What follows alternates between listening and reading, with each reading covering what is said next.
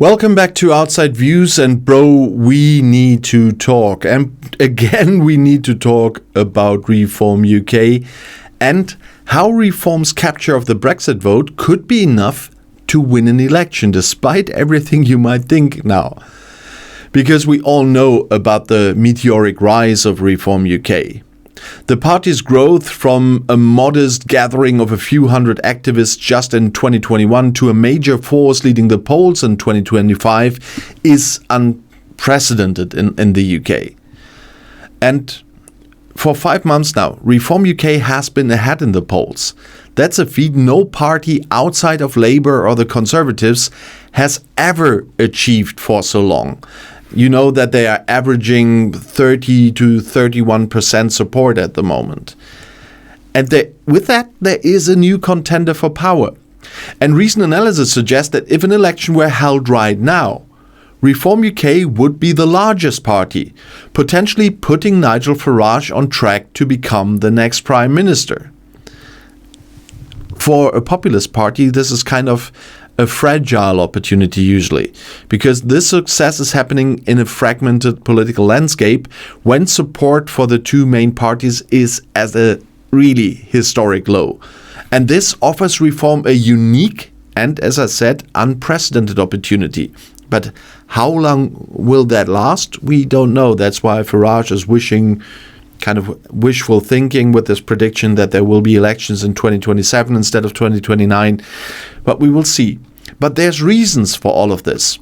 And the core drivers of Reform support are, on the one hand, the protest vote, because support for Reform is underpinned by a widespread sense of dissatisfaction with the state of the country. And the vast majority of their voters are pessimistic about the economy, and large numbers are dissatisfied with the NHS and, of course, immigration. And you will be quite surprised by that, at least a lot of people. There is the Brexit factor. The most powerful driver for Reform is Brexit. The party's support is a staggering 53% among those who voted Leave in 2016. And they still believe what they are being told about. We didn't get the Brexit we wanted to and stuff. And they only have 11% support from Remain voters. But they do have kind of what you could call a distinctive worldview. And this goes beyond just a single issue.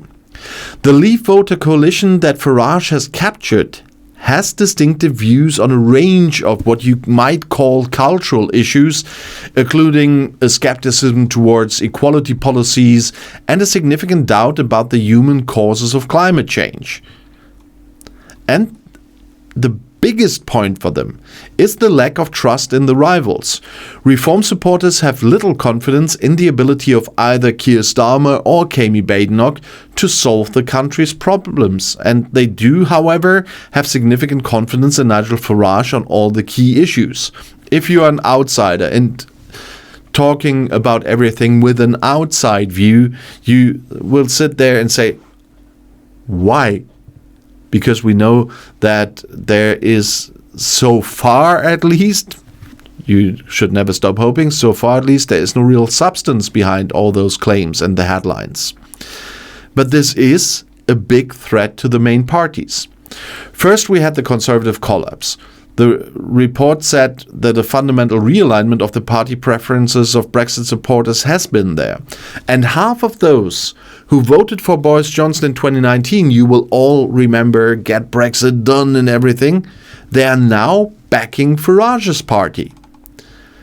And there is a divided right.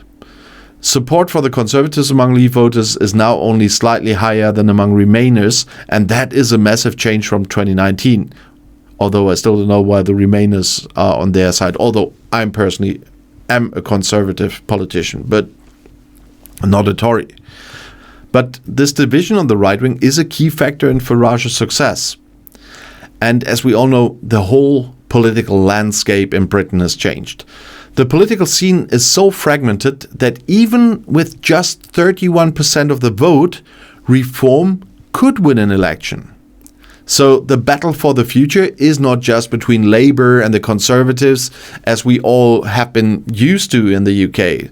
Since I have ever heard about the UK from my step-grandfather, for example, there was always a two-party contest there. But now there is a three-way contest, and right now, if we just look at today's poll, so to speak, there's only one winner.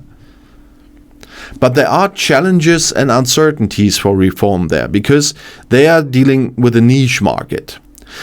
Analyses suggest that Farage is successfully appealing to this niche market of pro-Brexit, socially conservative and climate skeptic voters who are not fully representative of the country.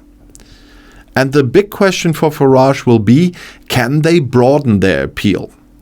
Because for reform to succeed in a less fragmented political landscape, they will need to broaden their appeal beyond their core issues.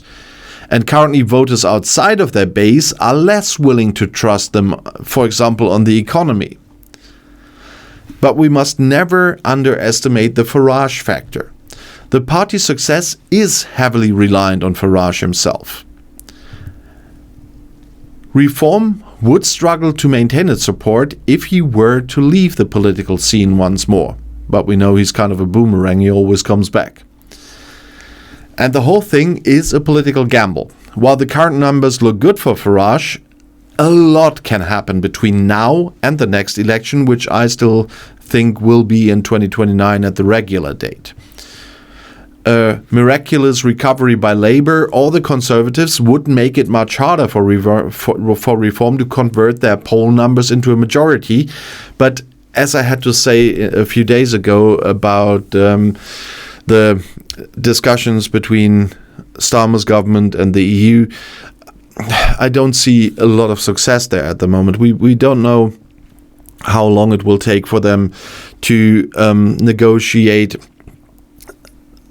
something that really eases the burden of Brexit, and that the people will feel that in their pocket.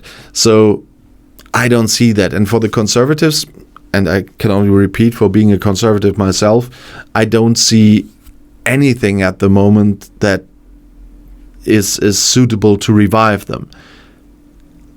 And that's a big shame. Yeah, the old Conservative Party, before all the Brexit stuff, was something very different than the Conservative Party is nowadays. And conservative doesn't mean to stick to the past and everything. Conservatism means that you also go with the evolution of the times, but with pragmatism. And that pragmatism was lost a long time ago in the Conservative Party in Britain, and I hope they will find it again. Because to deal with the challenges of today and the future is a thing that Conservatives can deal with very well because of approaching it with pragmatism and not ideology. It's the same with climate change. And yes, we do have climate change. We do have man-made climate change. It's not that what was predicted for Germany, that we had the hottest summer of all times, whatever. In Germany was quite wet.